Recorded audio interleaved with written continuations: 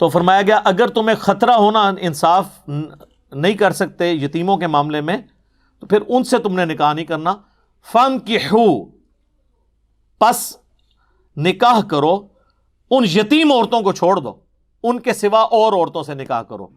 ما طاب لکم، جو تمہیں پسند آئیں، من النساء، عورتوں میں سے، مثنا و ثلاث و رباع، دو دو، تین تین، چار چار.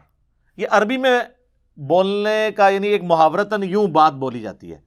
اب بعض لوگوں نے یہ دو دو کو جمع کر کے چار کیا، تین تین کو جمع کر کے چھ کیا، 10 ہو گئی، اور چار چار کو جمع کر کے 8 کیا، اور کہتے ہیں 18 بھی ہو سکتی ہیں. یہ نہیں، یہ عربی لنگوسٹک ہے. تو یہ جو ڈبل بولا گیا نا، اس کا مطلب ورنہ تو اللہ نے 18 ڈائریکٹ ہی کہہ دینا تھا. تو اللہ ہمارا دو دو کر لو، چلو تین تین کر لو. اب اس کا تین تین اگر میں کسی کو یار چلو یار دو دو ہی لے لو تسی، اگر میں کہوں یار کھجوریں بانٹ رہے ہیں ایک ایک، اور میں کہوں یار چلو دو دو لے لو، تو اس کا یہ مطلب ہوگا کہ ہر بندے کو 4 4 دینی ہے. نہیں، مراد یہ ہے کہ چونکہ جمع پہ بات ہو رہی ہے کہ دو دو ساروں کو دیجیے. یا میں کہوں یار چلو تین تین لے لو، تین تین لے کا مطلب یہ ہے کہ 6 6 لے لو، نہیں، سب کو تین تین دے دو. تو یہ وہ محاورتاً بات ہو رہی ہے. تو یتیم عورتوں کو چھوڑ کے تم کسی بھی عورت سے جو تمہاری محرم نہ ہو نکاح کر سکتے ہو. 2 3 اور 4 یہ حد لگا دی. لیکن ساتھ ہی کہا فَإِنْ خِفْتُمْ، لیکن اگر تمہیں یہ خوف ہو اللہ تعدلوا کہ تم ان میں انصاف نہیں کر سکتے، فَوَاحِدَةً، تو ایک ہی عورت پر اکتفا کرو، ایک ہی بیوی ہونی چاہیے اگر آپ کو یہ ڈر ہو جائے کہ آپ ان میں انصاف نہیں کر سکتے. ہاں انصاف کر سکو پھر 4 تک کی اجازت ہے، اور یہ 4 ایک وقت میں ہے. اگر کوئی فوت ہو گئی یا طلاق دے دی پھر ایک اور کر لی تو وہ 5ویں نہیں شمار ہوگی، وہ 4تھی ہوگی. ایک وقت میں 4 کر سکتے ہو بشرطے کہ ان کے ساتھ انصاف کر سکو. اس کانٹیکسٹ میں کئی احادیث موجود ہیں، ابو داؤد کے اندر، ترمذی میں، مسند احمد میں. کئی مسلمان ہوئے جن کی 4 سے زیادہ شادیاں تھیں، تو نبی علیہ السلام نے پھر انہیں کہا کہ 4 رکھو، باقیوں کو طلاق دے دو، اپنا بیچ میں سے چوز کر لو کون سی 4 رکھنی ہے. 4 سے زیادہ نہیں تم رکھ سکتے ایک وقت کے اندر. تو ایک اگر انصاف کرنے میں تمہیں خطرہ ہے کہ نہیں کر سکو گے، ایک پر اکتفا کرو. تو اس سے اسلام کے ایک مزاج کا پتہ چلا کہ اسلام کہتا ہے کہ انصاف کی پرائورٹی ہے، انصاف کر سکو تو ایک سے زیادہ کرنی ہے. ورنہ انڈیا پاکستان میں تو جس نے ایک سے زیادہ کی ہے نا، خود بھی ذلیل ہوا ہے اور پورے معاشرے کو بھی اس نے ذلیل کرایا ہے، الا ماشاء اللہ، کیونکہ انصاف نہیں ہوتا. اچھا یہ انصاف صرف ہے نانو نفقے میں، دلی رجحان میں انصاف نہیں، وہ تو ممکن ہی نہیں ہے کیونکہ دل پہ تو انسان کا کنٹرول نہیں. لیکن جتنے ظاہری معاملات ہیں، ایک کو جتنا ٹائم دینا ہے دوسری کو بھی اتنا ہی دینا ہے، ایک کو جتنا خرچہ لگایا ہے دوسری کا بھی اتنا لگانا ہے. جو چیز کوانٹیفائی ہو سکتی ہے نا وہ ساری چیزوں میں برابر رکھنا ہے اسے. یہ نہیں ہے کہ ایک کو اعلیٰ گھر میں رکھا ہے دوسرے کو پھر تم انصاف نہیں کر رہے ہوگے، وہ آپ نے برابر رکھنا ہے. باقی دلی رجحان تو ظاہر ہے کہ بچے انسان کے اپنے سارے بچے ہوتے ہیں، لیکن سارے بچے ایک جیسے عزیز نہیں ہوتے. کچھ زیادہ کسی سے محبت ہوتی، کسی سے کم ہوتی ہے، لیکن ہوتی سب سے ہی ہے. اس میں انسان کنٹرول نہیں کر سکتا. اسی طرح ایک بیوی جو ہے وہ خامند کو زیادہ رسپیکٹ دیتی ہے، زیادہ اچھے طریقے سے بیہیو کرتی ہے، آٹومیٹکلی اس کی محبت خامند کے دل میں زیادہ ہوگی. لیکن یہ نہیں کہ اب یہ اس کی محبت میرے دل میں زیادہ ہے تو میں اس کے ساتھ زیادہ اس نے سلوک کروں ایز کمپیئر ٹو دوسری بیوی کے، الا یہ کہ وہ بیوی خود اپنا کوئی حق معاف کر دے، وہ والا معاملہ الگ ہے. تو اللہ تعالیٰ نے فرمایا ایک پر اکتفا کرو. اور اس کو سپورٹیو وہ سورۃ النساء کی آیت نمبر 129 ہے، جس میں اللہ تعالیٰ نے پہلے ہی کہہ دیا کہ ہمیں پتہ ہے کہ تم انصاف نہیں کر سکتے اس اعتبار سے، تو ہم وہ تمہارا عذر قبول کرتے ہیں، شادی کرو، ایسا مسئلہ نہیں ہے. لیکن ایکسٹریم رویہ نہ اختیار کرو کہ ایک کے ساتھ ہو کے رہ جاؤ اور باقیوں کو تم چھوڑ دو. وہ اللہ تعالیٰ نے سورہ نساء کی ہی آیت نمبر 129 میں بینیفٹ آف ڈاؤٹ دے دیا ہے. وَلَن تَسْتَطِيعُوا أَن تَعْدِلُوا بَيْنَ النِّسَاءِ وَلَوْ حَرَصْتُمْ، تم کتنی بھی کوشش کر لو ہرگز اپنی بیویوں میں انصاف نہیں کر سکو گے. یہ تو اللہ نے خود ہی مان لیا. تو اس کا مطلب ہے اللہ تعالیٰ ہمیں چھوٹ دے رہا ہے.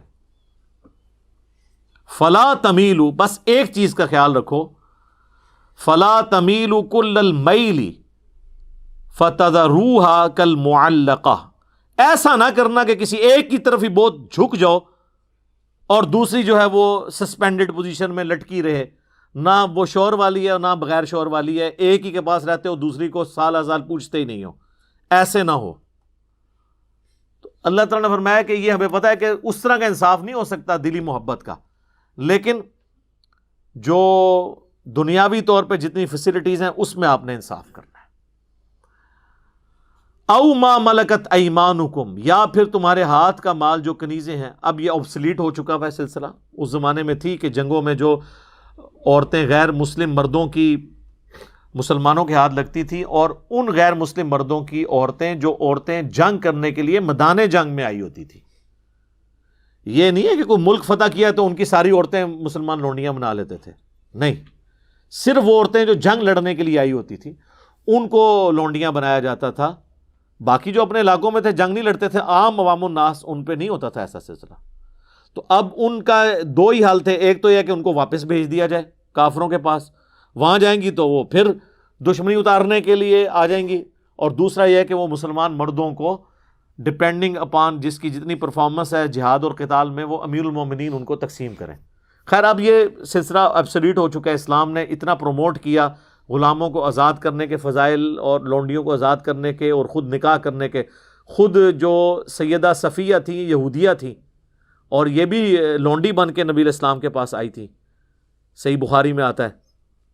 تو نبی علیہ السلام نے ان کو آزاد کر کے ان سے نکاح کیا، اور آزاد کرنے کی جو قیمت تھی وہ ان کا حق مہر قرار پایا، اور وہ ام المومنین بن گئی۔ تو نبی علیہ السلام نے اپنے عمل سے یہ اس چیز کی ترویج کی ہے۔ تو آج یعنی یہ آبسلیٹ ہو چکا ہوا ہے، یہ مطلب بعض لوگ سمجھتے ہیں کہ یہ جو گھروں میں کام کرنے والی ہیں یا آپ جا کے کی علاقہ غیر سے عورت خرید کے لے آئیں تو وہ لونڈی بن جائے گی، اس طرح نہیں ہوتا، وہ لونڈیاں نہیں ہوں گی۔ اگر کوئی اس طریقے سے عورت لے کے آتا ہے تو نکاح ہی کرنا ہوگا، لونڈیوں والا معاملہ ان کے ساتھ نہیں ہوگا۔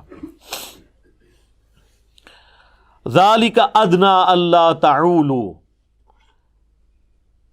یہ زیادہ قریب اس کے ہے کہ تم ایک ہی طرف جھک نہ جاؤ۔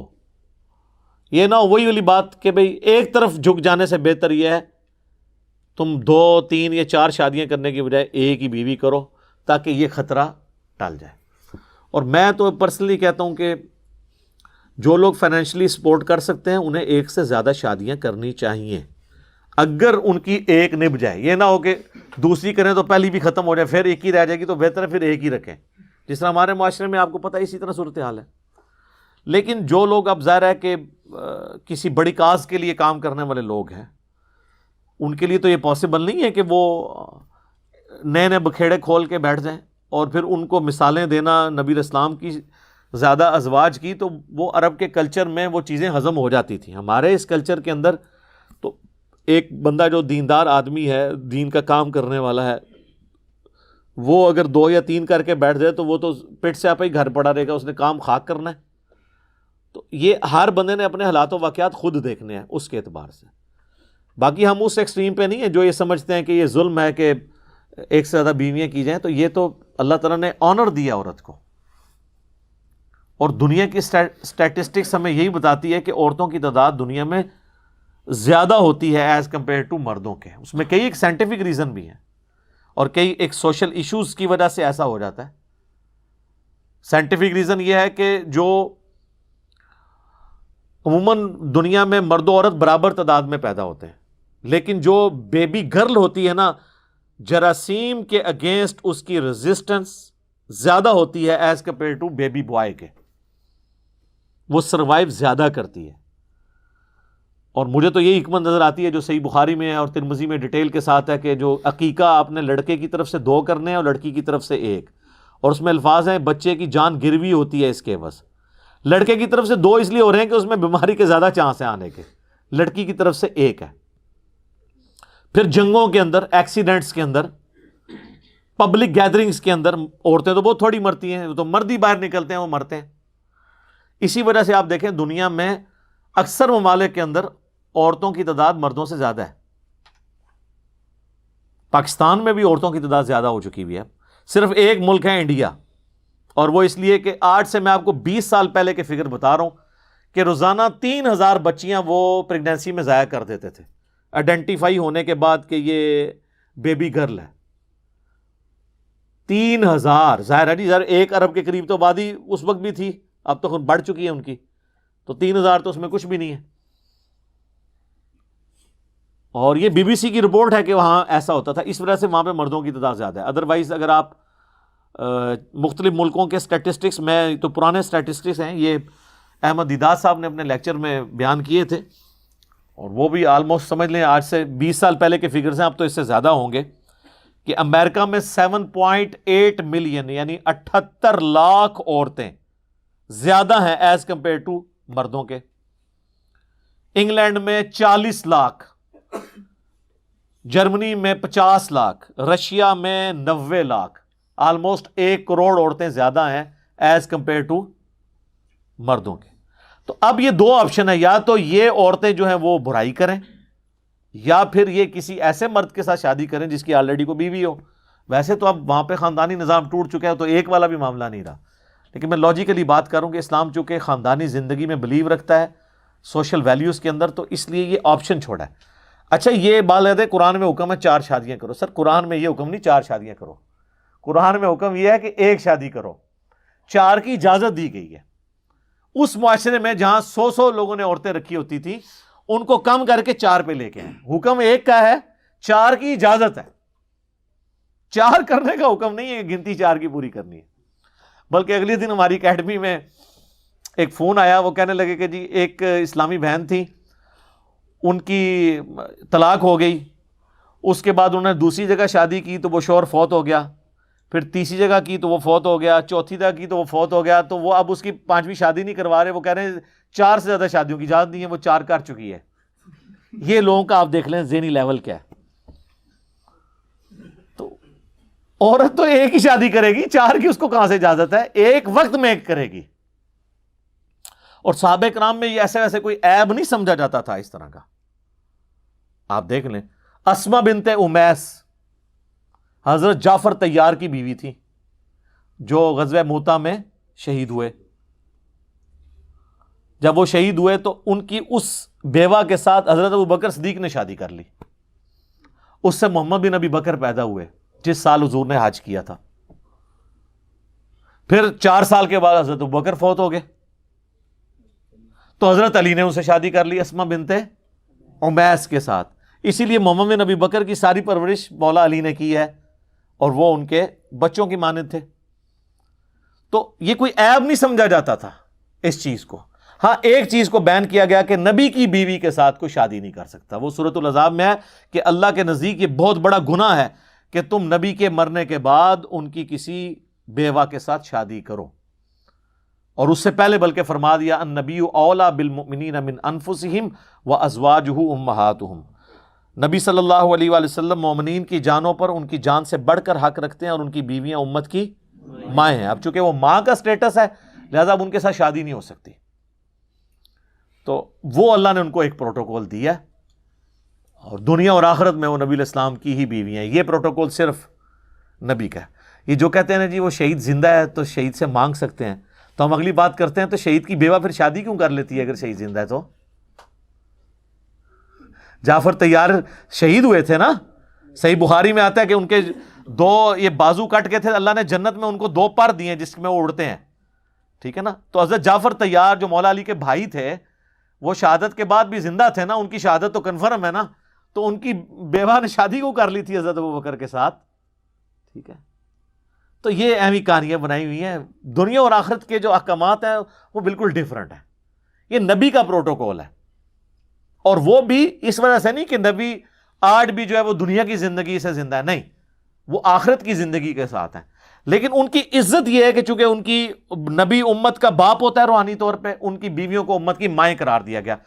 لیکن یہ یاد رکھیے گا وہ ماں ایسی ہے کہ اس سے پردہ ہے، ویسے ماں سے تو کوئی پردہ نہیں ہے.